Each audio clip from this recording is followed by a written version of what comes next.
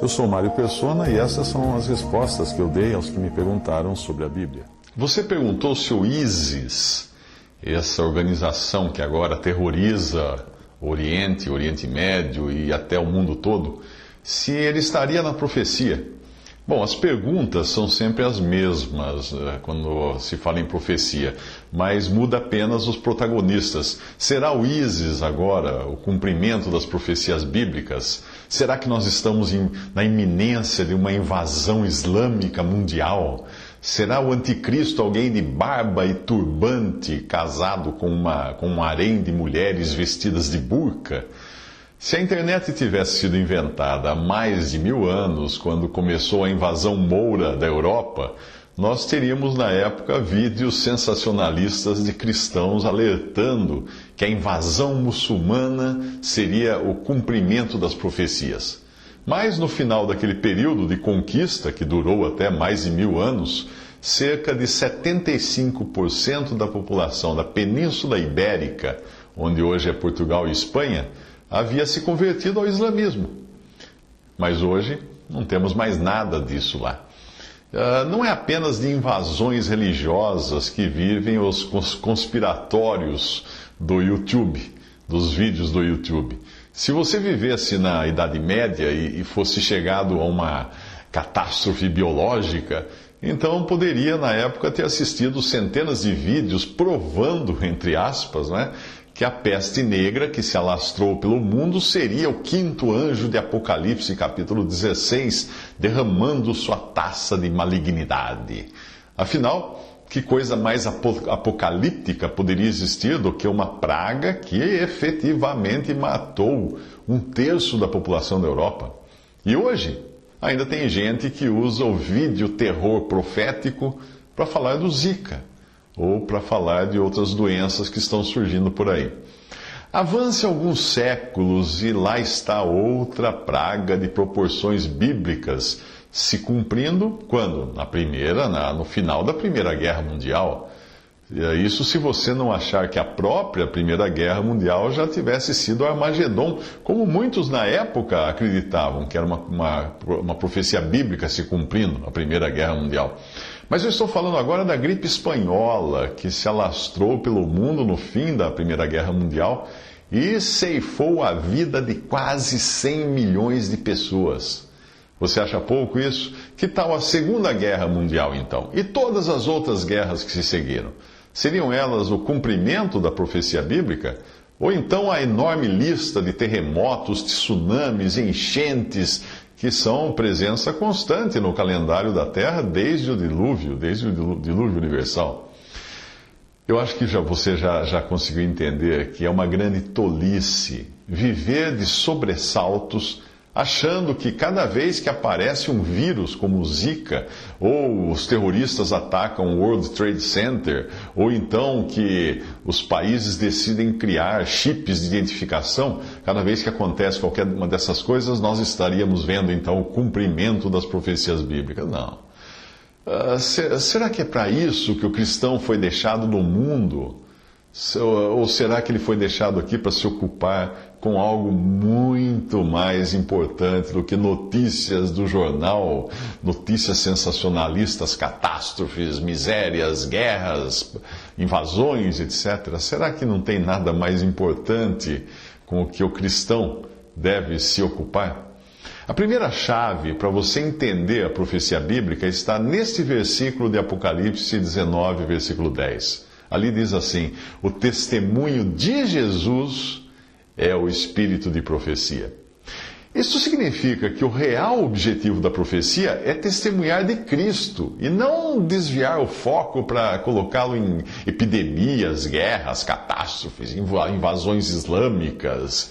Esses vídeos, sites e blogs que você encontra hoje aos montes na internet e na web, que mais parecem jornalecos sensacionalistas, obviamente eles não estão exaltando a Cristo, mas eles estão desviando o foco para acontecimentos que amanhã estarão na longa lista de catástrofes históricas deste mundo arruinado pelo pecado. Amanhã estarão nas páginas da história. Não são a concretização das profecias bíblicas. Se você for um cristão verdadeiro que creu em Cristo como seu Salvador e recebeu o perdão de todos os seus pecados e a vida eterna, existe uma segunda chave, uma outra chave para você entender a profecia, e essa está intimamente ligada à primeira. Mas antes de eu mostrar para você, eu vou fazer uma pergunta que tem por objetivo desfazer a interpretação errônea que as religiões dão à passagem em questão, a esta passagem em questão. Suponha que você esteja comandando um pequeno grupo de soldados responsáveis por guardar uma ilha perdida no Pacífico durante alguma Segunda Guerra Mundial, alguma coisa assim. De repente, o seu rádio dá um sinal, você recebe um sinal de rádio dizendo assim, é o seu comandante que está chamando, dizendo assim, alô, alô, a população nativa do arquipélago tem um excelente conceito de vocês aí. E todo o exército pensa o mesmo do serviço que vocês têm realizado nessa ilha. Mas hoje nós detectamos um tsunami indo na direção de vocês e essa ilha, essa pequena ilha, será varrida do mapa. Mas não há motivo para vocês se preocuparem, porque nós já estamos enviando um helicóptero de resgate antes que o tsunami atinja a ilha. Portanto, a coisa mais importante para vocês fazerem agora é esperar dos céus o helicóptero que irá livrá-los do tsunami futuro. Ok, essa é a mensagem. Ao receber essa notícia, essa mensagem, o que você e os seus comandados, os soldados que você comanda, ficariam esperando? O tsunami ou o helicóptero de resgate? Muito bem, agora preste atenção nessa passagem que eu vou ler e daí você me responda: você está esperando pelo piloto que vai resgatá-lo ou pelo tsunami que vai varrer a sua ilha depois que você partir? A passagem é esta. Porque eles mesmos anunciam de nós qual a entrada que tivemos para convosco e como dos ídolos vos convertestes a Deus, para servir o Deus vivo e verdadeiro e esperar dos céus a seu Filho, a quem ressuscitou dentre os mortos, a saber, Jesus, que nos livra da ira futura. 1 Tessalonicenses 1, de 9 a 10. Percebeu? Percebeu qual é o foco? Qual é a prioridade? O que nós esperamos? Uma pessoa que é Cristo, o piloto desse helicóptero que vai nos arrebatar da terra? Ou estamos esperando o tsunami da ira futura? Quando eu me converti a Cristo, em 1978, eu tinha pouco conhecimento da Bíblia e tinha muita vontade de consumir tudo o que dizia respeito à profecia bíblica. Aí na minha conversão, Deus até tinha usado, dentre outras coisas, e outras pessoas também, o livro chamado Agonia do Grande Planeta Terra, de um autor chamado Hal Lindsey. E através desse livro, Deus, como se costuma dizer, escreveu direito por linhas tortas, né? E me levou a Cristo. Hoje eu sei que aquele livro tinha muitas linhas tortas, tinha muitos furos, que na época em que ele foi escrito, em 1970, pareciam ser o cumprimento das profecias bíblicas, mas não eram todas aquelas previsões, não eram. Naquele tempo, o anticristo da vez, a bola da vez em termos de anticristo, nos livros cristãos de profecia, era o Gorbachev, porque ele tinha aquela mancha vermelha na testa, que então eles falavam que era a marca da besta. A Guerra Fria era o prenúncio do fim do mundo naquela época. Eu assinava também duas publicações que eu recebia, eram bem sensacionalistas, de uma organização que tinha o nome da organização, era Chamada da Meia-Noite. O líder dessa organização, o fundador dela, chamava-se Wim Malgo, ele já é falecido agora, e ele publicava também outra revista que tinha um nome de Notícias de Israel. Ambas essas revistas usavam muito daquela técnica de Hal Lindsey, de centenas de livros, sites e vídeos que hoje falam de profecia. Elas usavam a profecia reversa. O que quer dizer isso? Eu não sei se existe o termo profecia reversa relacionado à Bíblia, mas eu pesquisei e encontrei até a expressão profecia reversa em português, usada numa edição do Gibi do Tio Patinhas, com o título A Profecia Reversa do Fim do Mundo. E a julgar pela capa que eu encontrei na internet, a história parece brincar com o calendário maia, que em 1912 fez muita gente se mudar para Alto Paraíso de Goiás e outros refúgios esotéricos, esperando o fim do mundo que não chegou, que nunca veio. Eu conheço muita gente em Alto Paraíso que trabalha no comércio de lá e torce para que venham outros fins do mundo como aquele, porque foi ótimo para o comércio da cidade. Mas o que seria uma profecia reversa? Seria algo como uma engenharia reversa, que é um termo usado, sim, na indústria para descobrir segredos do concorrente, como desmontando um produto e tentando fabricar um similar com peças parecidas. Você faz o caminho inverso para descobrir como ele foi feito. Um bom exemplo de engenharia reversa é o Frankenstein, aquele homem que foi construído com partes de diferentes cadáveres. Se você achar que o resultado final da história de ficção do Frankenstein foi bom, que ficou bonito aquele homem assim, então você vai gostar também do que dizem esses arautos das desgraças nos seus livros, sites e vídeos de profecia. Porque eles nada mais fazem do que um Frankenstein. Eles fazem algo parecido. Eles pegam os eventos do jornal de hoje e tentam fazer as suas peças se encaixarem na profecia na marra. Como naquela antiga propaganda, né? Tinha uma propaganda na televisão que mostrava um mecânico marretando uma peça não original no motor do carro. A propaganda era para vender as peças originais de motor de carro.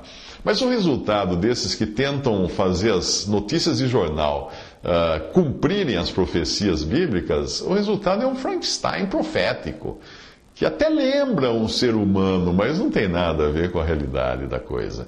Não precisa ser muito inteligente para perceber que essa técnica pode funcionar em qualquer circunstância. Um adolescente aficionado por profecia que vivesse nos anos 1940 e tivesse naquela época internet e YouTube, o que ele ia fazer? Ele ia produzir vídeos incríveis provando que Hitler era o anticristo, que o nazismo era a besta, que a Segunda Guerra Mundial era o fim do mundo. Claro, ele ia fazer isso, porque esses eram os elementos que ele tinha naquela ocasião. No final da guerra, ele certamente encontraria uma passagem em Apocalipse onde encaixar a bomba atômica. Que tal esta passagem? Vi uma estrela que do céu caiu na terra e abriu o poço do abismo e subiu fumaça do poço, como a fumaça de uma grande fornalha. E com a fumaça do poço escureceu-se o sol e o ar. Apocalipse 9, de 1 a 2. Cabe direitinho numa explosão de bomba atômica, não cabe? Se esse garoto dos anos 40 continuasse insistindo mais alguns anos, ele ia envelhecer, é claro, ele iria acabar interpretando os gafanhotos de Apocalipse 9 como se fossem helicópteros militares. Porque durante a Segunda Guerra Mundial, esses helicópteros ainda eram rudimentares comparados com os que existem hoje, ou com os que já existiam na Guerra da Coreia e do Vietnã. Mas nos anos 1950, esses helicópteros já poderiam ser encaixados a golpes de marreta na profecia bíblica. Afinal, o texto da Bíblia diz que eles tinham couraças como couraças de ferro. E é claro, esses helicópteros são encouraçados. E o ruído das suas asas era como o ruído de cavalos. Quando muitos cavalos correm ao combate. Esta é a passagem bíblica. E tinham caudas semelhantes às dos escorpiões e aguilhões nas suas caudas, ou ferrões nas suas caudas. Apocalipse 9, de 9 a 10. O que seriam esses aguilhões? Metralhadoras, mísseis, obviamente. Mas não se apegue aos helicópteros proféticos, por assim dizer, porque os drones vieram aí para ficar. E certamente alguém vai achar os drones no livro de Apocalipse. Esses autores vão descobrir drones em algum lugar da Bíblia, porque eles são agora a febre do momento. Quando esse suposto autor de vídeos e textos apocalípticos da internet, encontrasse os drones, ele iria então colocar muita ênfase aterrorizante em alertar os cristãos que algo seria preciso para combater esses drones, ou então para combater o anticristo que ele achou que foi profetizado nas páginas da Bíblia. Que página da Bíblia? Bem, o que anticristo é esse que ele ia encontrar? É só você escolher, tinha Hitler, Gorbachev, o Papa, Gengis Khan, Osama Bin Laden, qualquer um. O problema é que se existir alguma coisa que você possa fazer para evitar isso, esses autores vão dizer, você tem que correr lá fazer. No próximo anticristo é fulano, o chip da besta, é isso que vai acontecer. E tá bom, e o que eu faço então? Você tem que fazer alguma coisa para evitar acontecer. Muito bem, mas se você evita acontecer, você cria um paradoxo. Porque você vai ter evitado o fim do mundo e você vai então ter invalidado as profecias bíblicas que anunciavam o fim do mundo e vai concluir que a Bíblia estava errada porque aquilo que estava profetizado na Bíblia não aconteceu. O chip de computador não veio, o helicóptero que atirava espinhos pela cauda também não foi usado na guerra. Bom, eu não era nascido ainda quando os muçulmanos começaram a ocupar a Europa lá pelo ano 700 da era cristã e chegaram até a 300 quilômetros de Paris nos séculos seguintes. Você fala que tem muito muçulmano na Europa hoje, não é? Pois é, eles estavam a 300 quilômetros de Paris. E eles só foram definitivamente expulsos em 1492, no mesmo ano em que Cristóvão Colombo partia para a América. Não, os muçulmanos da época não fugiram achando que Colombo ia pedir ajuda ao tio Sam, não. Os islamitas, que ainda estavam em Granada naquela época, simplesmente se renderam e terminaram assim a campanha daqueles avós do ISIS atual. Eles eram os antecessores lá atrás na história. Portanto, quando você assistir algum vídeo falando do ISIS e da sua tentativa de fazer do mundo um grande califado, lembre-se de que esse filme já esteve em cartaz mais de 1000 anos atrás. Isso aí é água já passada, é figurinha repetida, isso já aconteceu. Os muçulmanos já invadiram a Europa. Uma dica que eu dou a qualquer pessoa que esteja apaixonada por assuntos proféticos é esta dica. Verifique antes se aquele vídeo, blog ou livro falando de profecia não é um disco tocando ao contrário. O que eu quero dizer com isso? Confira se ele não está catando pedaços de notícia do jornal e tentando colar esses pedaços na Bíblia. Você nunca vai poder confiar no que essa pessoa diz se ela estiver fazendo isso, porque amanhã as notícias vão mudar. Todo mundo sabe que o jornal de hoje não presta mais amanhã. O jornal de hoje amanhã é velho. Não é? Não é assim que se estuda a profecia. Não é buscando notícia no jornal e tentando fazê-las encaixar na Bíblia. É o contrário que tem que se estudar a profecia. Nós devemos ir para a palavra de Deus e entender o que Deus revelou do futuro e, principalmente, com que parte dessa revelação Ele quer que a gente se ocupe mais. Se você fizer isso, vai descobrir logo que o tema da profecia e o seu autor principal, o seu ator principal, é Cristo. Cristo é o tema da profecia, porque o testemunho de Jesus é o espírito de profecia, Apocalipse 9:10. Você também vai aceitar o que Deus diz na sua palavra, e que o objetivo do cristão, enquanto está neste mundo, é servir o Deus vivo e verdadeiro e esperar dos céus o quê? Um terremoto, um cometa caindo na terra, um tufão? Não! Esperar dos céus a seu Filho, a quem ressuscitou dentre os mortos, a saber, Jesus que nos livra da ira futura, que nos livra do tsunami futuro, da grande tribulação futura, 1 Tessalonicenses 1, de 9 a 10, esta passagem. Mas para isso é bem provável que você vai precisar descartar alguns conceitos teológicos que você recebeu da teologia do pacto, porque esses conceitos são os que predominam nas religiões cristãs fundamentalistas católicas e protestantes e querem fazer você crer que a igreja não passa de uma versão 2.0 de Israel. Essa teologia ensina que pertenceriam à igreja e não a Israel as promessas de paz e prosperidade material dadas por Deus no Antigo Testamento. Seria também, segundo esses teólogos, seria também da igreja o direito de dominar o mundo, o que obviamente justificaria todas as cruzadas e até as guerras atuais que tentam libertar o mundo de religiões não cristãs, como o islamismo e judaísmo. De onde você acha que veio a ideia de cristãos perseguirem judeus e a tentativa de exterminá-los durante as inquisições católica e protestante? De onde? Só do Papa? Não. Então, tome este famoso tratado de Martinho Lutero, que começa com a seguinte pergunta: o que devem fazer os cristãos contra esse povo rejeitado e condenado, os judeus? Aí, em seguida, Martinho Lutero vai sugerindo no seu texto que coisas como queimar suas escolas e sinagogas, cobrir os restos com terra, destruir suas casas, tirar deles seus livros de orações, além de proibir os seus rabinos de ensinar, sob pena de morte ou amputação. Você duvida do que eu estou dizendo? Eu estou dizendo, procure um texto chamado Sobre os Judeus e Suas Mentiras, de Martinho Lutero. Você vai encontrar esse texto completo na internet e traduzido já. Se você continuar sem entender as dispensações e a distinção que Deus faz de Israel, que é o povo com promessas que serão cumpridas no futuro, e a igreja, que é um povo atual com herança celestial e não terrena, se você não entender essa diferença, você vai nunca, jamais vai entender profecia, nem agora, nem nunca.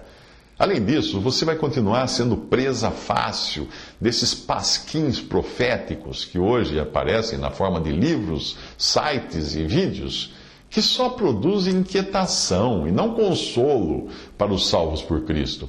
Isso vai impedir você de desfrutar, se você não entender essa distinção, Israel, igreja, as dispensações, a esperança do crente hoje, que é Cristo vir arrebatá-lo. Se você não entender essas coisas, você vai ficar impedido de desfrutar da preciosa esperança, desse iminente encontro com o Senhor nos ares. Essas notícias, esses blogs, esses vídeos, só farão com que você viva de sobressaltos, à medida que novas notícias aterradoras surgirem nos jornais e forem costuradas nesse horrível Frankenstein profético que esses autores nunca terminam de produzir.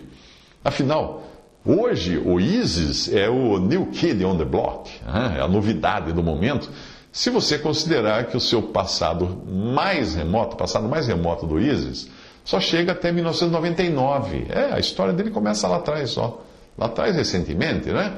E essa sigla atual, ISIS, só surgiu em 2013. Em suma, nenhum autor de livros proféticos esteve correto, então, antes disso, nos seus vaticínios de achar que nada mais virá depois desse movimento. O ISIS veio, está aí, mas achar que não vem mais nada depois é ingenuidade. Portanto, quando você assistir um vídeo alardeando que o ISIS é a última bolacha do pacote da profecia, vai devagar, porque o andor, nesse caso, nem é de barro, é de areia. Pode até ser que este e outros grupos extremistas deixem resíduos que farão parte da profecia no futuro, mas esta só terá seu cumprimento após o arrebatamento da igreja, que é quando o relógio profético vai voltar a bater. Quando alguém me envia algum texto ou vídeo alarmista desses supostamente proféticos, eu nem vejo, eu nem leio, nem assisto. Não existe consolo algum nessas publicações, mas existe um consolo grande no que Deus diz na sua palavra e concernente à esperança que é para a igreja. Ali diz assim: depois nós, os que ficarmos vivos, seremos arrebatados juntamente com eles, nas nuvens, a encontrar o Senhor nos ares, e assim estaremos sempre com o Senhor. Portanto, consolai-vos uns aos outros com estas palavras. 1 Tessalonicenses 4, 17 a 18. Ocupe-se com Cristo e com a vinda de Cristo para a sua igreja, e você vai viver muito mais feliz e sem sobressaltos. Visite respondi.com.br. Visite 3minutos.net.